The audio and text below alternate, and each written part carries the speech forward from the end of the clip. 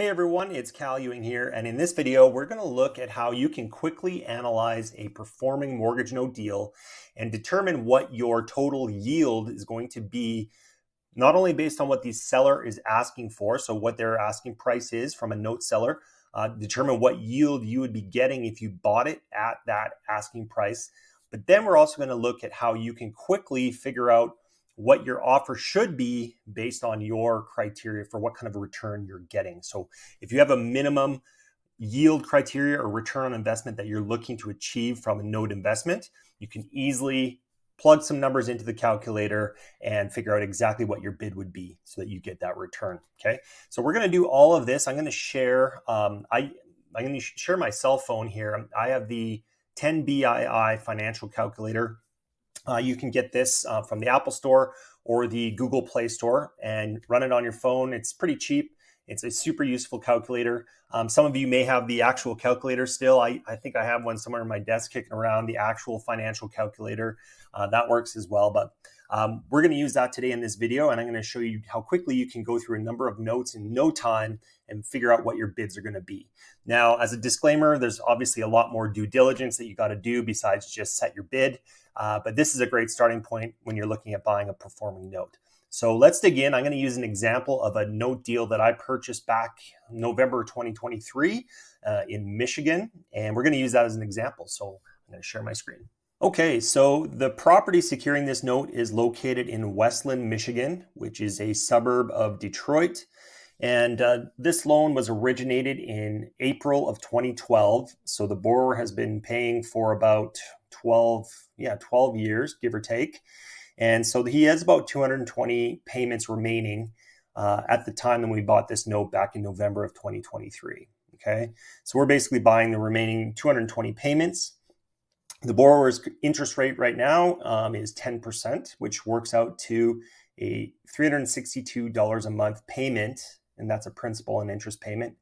And this is amortized over 30 years. Original balance is just over $41,000. I believe it was $41,250 was the original loan balance. And the balance when we bought this note, his principal balance in November of last year, was just over $36,000. And so we actually got a deal on this note. We bought it for $29,500. Okay.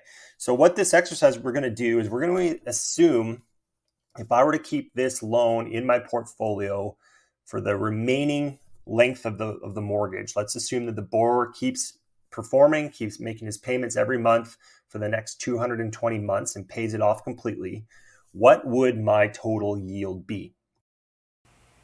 Okay, so in order to determine my yield, I am going to have to first enter in the purchase price that either the note seller is selling or I guess what I'm thinking I might be preparing to pay. Okay, so in this case, the purchase price was $29,500.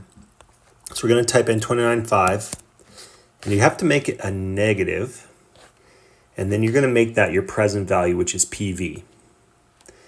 The next thing we're going to put in is our payment, our monthly principal and interest payment, which in this case is $362 a month, principal and interest, and you're going to select payment. Then we're going to put in how many months left remaining on the note or mortgage. And so in this case, I bought it with 220 payments left out of 360, so 220. And you're going to make that N. And then the last thing, it's already set here, but your future value is because we want to figure out if the borrower completely pays off the mortgage, how much our yield is going to be. So we're going to make 0 our future value because they're going to pay it down to 0. Okay. Now, if we select I/YR, this is going to give us our yield, which is 13.46%. Now, perhaps you have a yield that you're looking to achieve with your note investing business. And so maybe you have a minimum yield that you will not purchase a note unless you can get that yield. So in this case, let's use 15%. So let's say you like this note, but you need a 15% yield in order for it to make sense for you to buy.